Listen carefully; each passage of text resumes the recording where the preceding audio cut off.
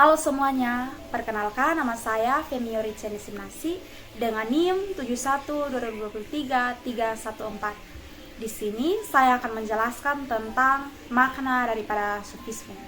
Uh, jadi teman-teman semua, berbicara tentang sufisme ini, sebenarnya dia memiliki makna yang sangat luas dan tidak dapat didefinisikan secara utuh dan komprehensif. Jadi ada seorang orientalis sekaligus ahli sufisme asal Jerman, namanya adalah Annemarie Schimmel. Dia menuliskan dalam sebuah bukunya yang terkenal, yaitu Mystieke Dimension des Islam, atau biasa disebut dengan dimensi mistik dalam Islam. Dia menyebutkan bahwa sufisme ini merupakan suatu fenomena yang sangat luas sehingga tidak dapat didefinisikan secara utuh dan secara komprehensif seperti yang sudah saya katakan di awal. Jadi jauh sebelum Schimmel ini memberi pengakuan bahwa sulitnya merumuskan satu definisi utuh dari sufisme itu, sebenarnya ada seorang ahli sufi juga yang namanya Abu Qasim al-Qusyari dalam haksiografinya yang terkenal, yaitu Al-Risalah al-Qusyari'ah fi al-Tasawuf, atau biasa disebut dengan Risalah al-Qusyari tentang sufisme. Dia menyebutkan bahwa pemaknaan sufisme itu bergantung kepada pengalaman setiap sufi. Jadi sufisme ini maknanya itu bergantung kepada pengalaman setiap sufi. Dan hal yang kedua yang dia tekankan adalah bahwa pengalaman setiap sufi ini tentunya memiliki kekhasannya sendiri, sehingga dia memberikan petunjuk bahwa satu-satunya jalan untuk memahami makna sufisme adalah dengan melihat kembali kepada bagaimana para sufi dengan segala pengalaman khasnya dalam menjelaskannya. Jadi makna sufisme ini secara inti atau garis besarnya dapat kita katakan bahwa maknanya itu bergantung kepada pengalaman dari setiap sufi.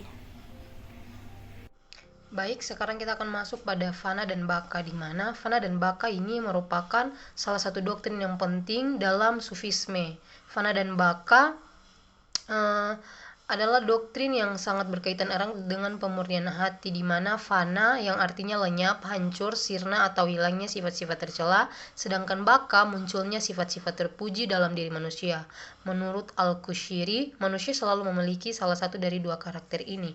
Untuk menghilangkan sifat tercela tersebut sungguhlah tidak mudah karena manusia memiliki banyak sifat tercela pada dirinya. Ada 16 sifat tercela menurut Syahik Hisim Kabani, yaitu kemarahan, kecintaan kepada dunia, kebencian, kecemburuan, suka pamer atau senang dipuji, provokasi, tamak, pengecut, kemalasan, arogan, pamer kemewahan, keterikatan atau kemelekatan, superioritas, kecerobohan atau kebodohan, kecemasan, dan depresi. Seorang sufi membutuhkan kesabaran dalam melenyapkan sifat-sifat tercela tersebut. Untuk itu, fana adalah sebuah pendakian bagi orang sufi. Fana adalah sebuah proses yang panjang di mana seseorang harus melakukan apapun itu untuk menghilangkan sifat-sifat tercelahnya agar ia dapat mengalami baka atau sifat-sifat terpuji yang ia lakukan. Setelah melewati tahap fana, dari segenap makhluk yang berarti seorang sufi ketika melihat fenomena alam berpandangan bahwa fenomena tersebut terjadi tidak disebabkan oleh hukum alam, melainkan ada kuasa ilahi yang menjadi penyebab utama atas pergerakan hukum alam dan fenomena itu terjadi. Tahap paling tinggi dalam fana adalah ketika seseorang calon sufi telah mengalami fana dari dirinya sendiri dan dari segenap makhluk, di mana fana ini terjadi tanpa disadarinya. Safa atau pemurnian sebagai aspek internal sufisme. Safa ini merupakan kualitas batin yang bebas tanpa terikat oleh segala sesuatu, sehingga memancarkan karakter moral yang mulia. Mereka dipanggil untuk mewujudkan keadaan batin lewat upaya yang disebut sebagai pemurnian hati atau safa. Dalam bahasa Arab, ada dua kata yang memiliki arti pemurnian, yakni safa dan zaka. Di antara keduanya, kata zaka yang sangat sering digunakan dalam Al-Quran dibandingkan safa. Maka dari itu, pemurnian hati merupakan sebuah upaya mengembalikan manusia pada posisi awalnya, yaitu yang beriman secara total kepada Allah yang Esa. Hati manusia perlu dimurnikan karena merupakan tempat atau rumah Allah. Hati merupakan cermin dari realitas Allah. Artinya jika manusia yang hatinya bersih, ia akan digambarkan sosok penciptanya dalam dirinya. Demikian penjelasan tentang safa sebagai aspek internal sufisme. Pembahasan berikutnya adalah tentang cinta atau yang disebut dengan mahabbah, di mana mahabbah ini adalah cinta kepada Allah menjadi salah satu tujuan khas dalam tradisi sufisme abad kedua Masehi. Nah, cinta kepada Allah adalah bagian dari integral dari ibadah. Namun, ibadah yang dimaksud Rabia di sini tentu bukan ritualisme, melainkan kesadaran cinta kepada Tuhan tanpa ambisi dan rasa takut yang memungkinkannya mengenal Tuhan sebagaimana adanya. Cinta kepada Allah mengarah pada pembukaan tabir dan juga mengacu pada pemurnian pikiran, yang artinya jika keburukan menjadi tabir bagi seseorang untuk dapat melihat Tuhan, maka mencintai Tuhan adalah karena Tuhan berkuasa membakar tabir itu seperti api.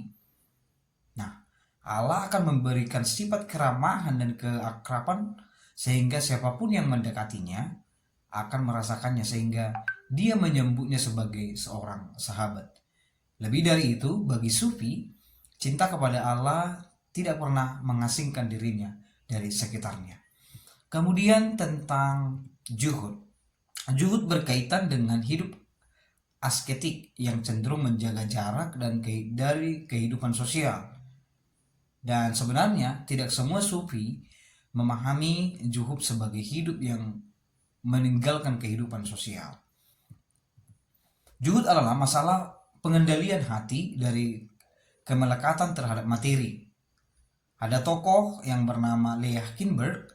Jika seseorang jahid atau yang melakukan juhud di mana ia dapat mengendalikan hatinya dari kemelekatan terhadap materi, maka dia dapat menjalani hidup sosialnya seperti biasa.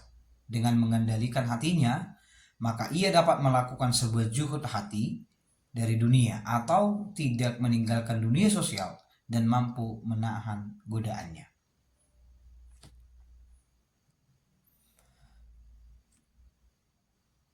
Dari penjelasan yang boleh kami buat dari materi kelompok kami, yaitu sufisme mempelajari kemurnian hati manusia dengan kualitas batin dan mempercayai anugerah Allah yang sangat luar biasa di kehidupan manusia, atau perilaku yang disebut sebagai karakter moral, kondisi hati yang dimiliki manusia di hadapan manusia.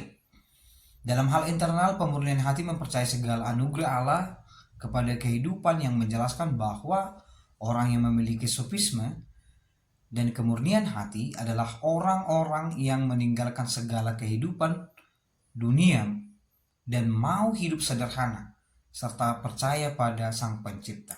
Sedangkan dalam hal eksternal, kita melakukan tindakan penjauhan diri dari keinginan dunia dan keramaian. Demikian penjelasan yang boleh kami sampaikan dari kelompok 15. Terima kasih.